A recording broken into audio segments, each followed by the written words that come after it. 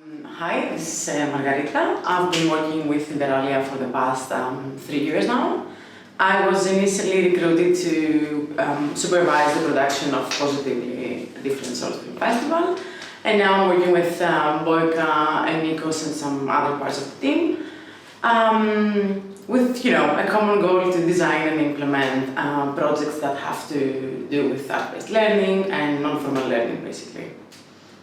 Hello, I'm Boyka, and one of my favorite things at Interalia to do is to design educational programs for young people.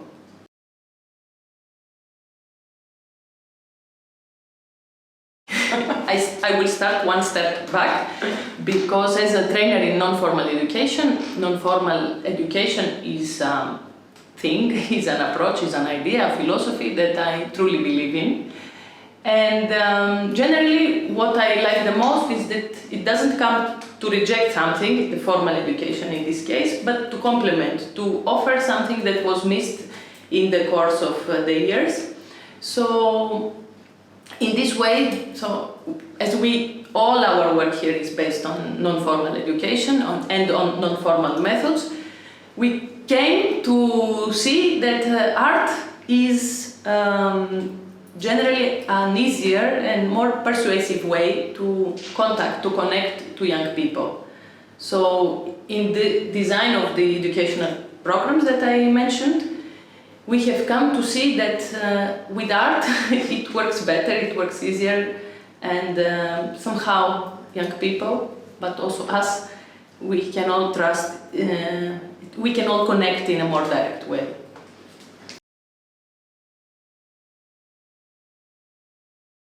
In the wider context of non-formal learning, ABL is a huge chunk of what we do. It usually provides us the means to engage attention, encourage curiosity. I mean, the attention span now of all of us, the way we consume content is very limited. So instead of having someone to sit opposite to you and just talk to him for 2 hours straight, you invest in allowing him to experience part of what you want him to to understand and get to know.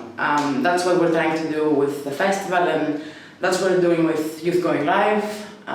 It's a way, through artistic residencies, we try to create cultural awareness and get to know our differences and similarities between African and European partners, let's say. So yeah, I'd say it's a big chunk of what we do. Yes, using art not as an aim, like we don't train, neither teach young people to become artists per se, but using art as a means to pass a message or an idea or even some values has proven to be a successful method.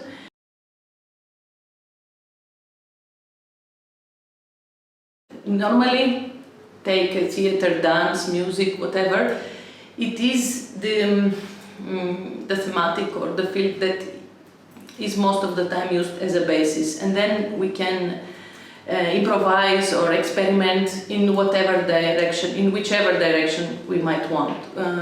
One of the flagship projects here, and a personal challenge every time, is the Antigone project, or as we call it here, Antigone, in order to, to contrast it with the Antigone text. So since 2016, already 6 years, we've been working with a theater director on the implementation of a youth exchange that is based on the Sophocles text of Antigone. And more specifically, we use this famous dialogue between Antigone and Creon, being the king, as a way to demonstrate or to use the conflict, the clash between the law of the heart and the law of the state. And what happens when they contradict each other? What does it mean to be a citizen, a good citizen, when this happens, when this contradiction happens? So we challenge young people with these questions by also challenging ourselves in this way. And in order to take it also, to make it to increase the engagement and to make it as realistic as possible, the end product of this youth exchange is a performance that takes place in the native language of each participant, on stage, in front of the local public, wherever it takes place.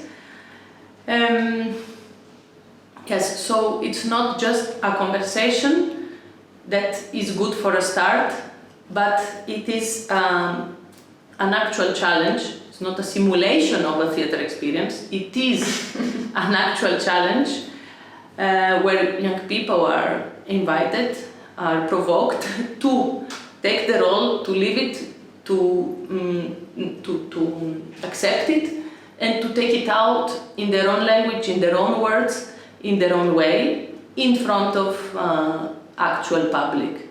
So this is how we use a text of now 2,500 years ago, written, produced so long ago, in order to provoke them again, to challenge them to think of contemporary issues and problems. And one secondary effect, which is minor, is not as the main focus of this program, but however, every creative act has at least two sides. So the one is the artistic expression, the one is the role of the creator, the artist, the actor, and the other one is the public. So there is also a secondary effect that we foresee. And what I have been saying all the time, I like to use the metaphor of seeds. So you never know when seeds will start rooting. And seeding is good for start.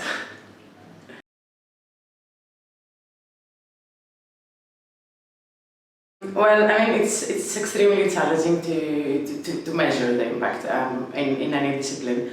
The thing that we get to realize more and more, based on the returning individuals creating bonds with us or creating their own projects, like taking the idea and just running with it, we think it's good. For example, we had this project that we were challenged to create, let's say, an educational path that would connect two different disciplines, let's say science and dance. Volga has had this amazing idea of trying to understand how beehives work, and through this understanding, like things about the ecosystem and the endangered species. And the only way that you could actually invite 20 individuals on a Saturday morning to learn about bees was through having a workshop, a dance class. I don't think otherwise it would work. Like, people, yes, are interested in learning about bees and science, but would they wake up and come join us on a Saturday night for a lecture? Of course not.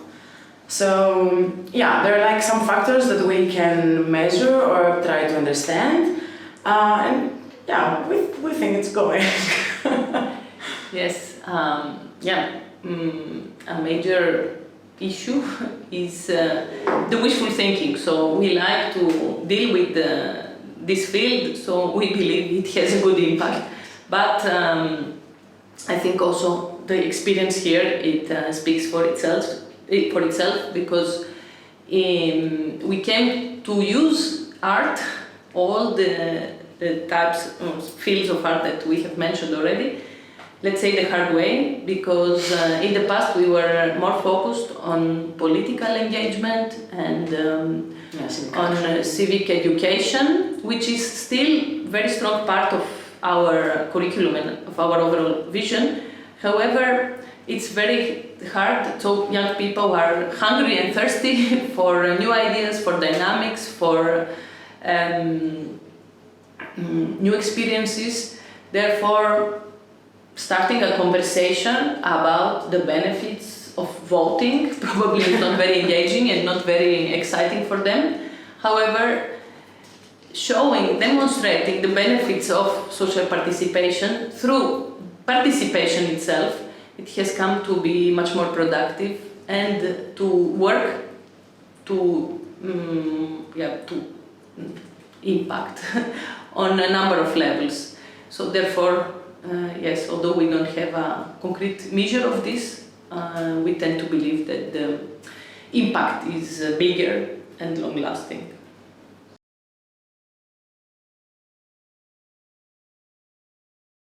That the first came to my mind is experiment with an exclamation mark, because being called to work with the youngsters, having this as main target group of our work, it is always calling for new methods and new experiences, because in order to correspond to their needs, we need to find the proper way. And this proper way, there is no one recipe for this. So experimenting is a good advice, is a good lesson learned. Therefore, I feel very much for this experiment as an advice. And even with the accumulation of experience, I think experimentation works better. It's not counterproductive, because when you hold a lot of years of experience, you feel I know everything, so there's nothing to surprise me. No, exactly the opposite. Given the experience, you feel more confident to experiment, to modify, to change, to test the limits every time, and even you feel more confident to face even the failure.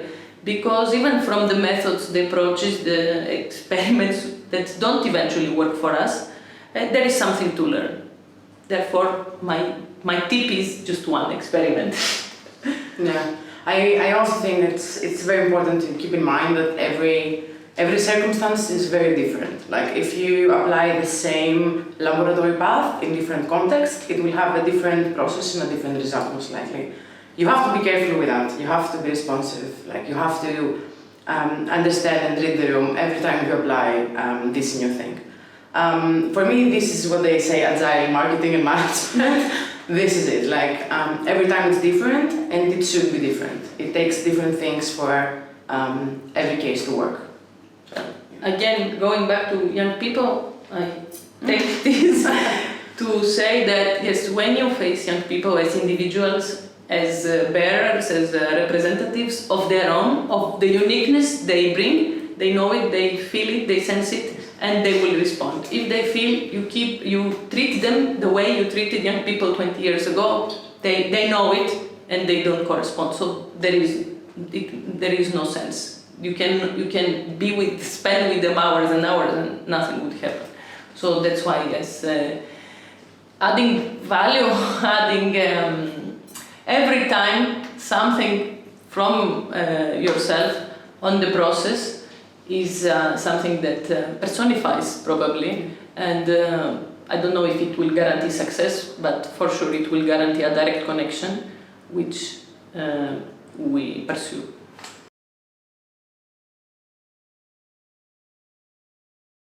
For myself, I think that